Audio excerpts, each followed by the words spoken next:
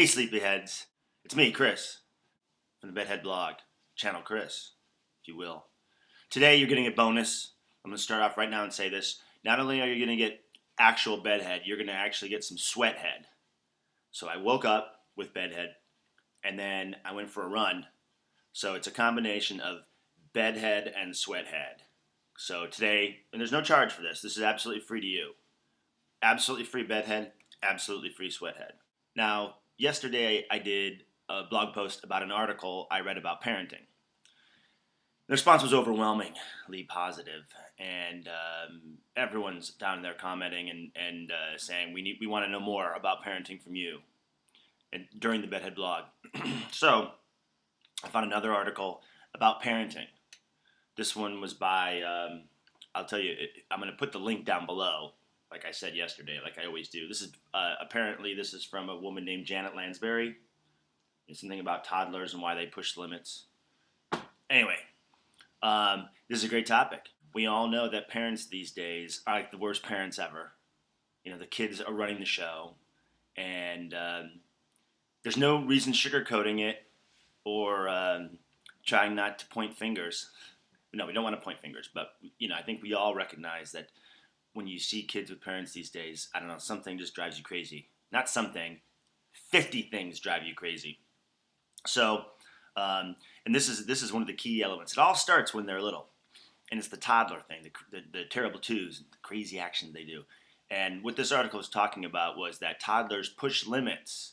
That's what they do. They don't do it like, you know, necessarily knowingly, but they want to know what their boundaries are. And sometimes it's just a way that they are communicating that they're just tired or hungry. And it's usually an emotional thing, and they're just communicating it to you the only way that they've learned how. Their brains aren't that developed yet. So this all makes perfect sense. The problem is that adults, parents, interpret these things that toddlers do as if an adult was doing them. So, for example, two adults, or let's say, you know, a couple adults are hanging out and talking, and all of a sudden one of them turns to the other one and grabs their half of their sandwich and says, "I want the sandwich."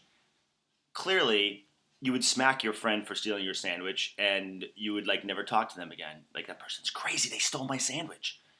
Because adults don't act like that.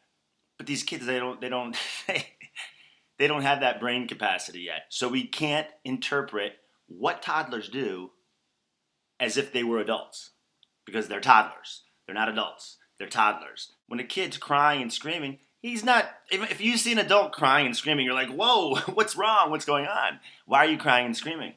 When kids are crying and screaming, it's not the same.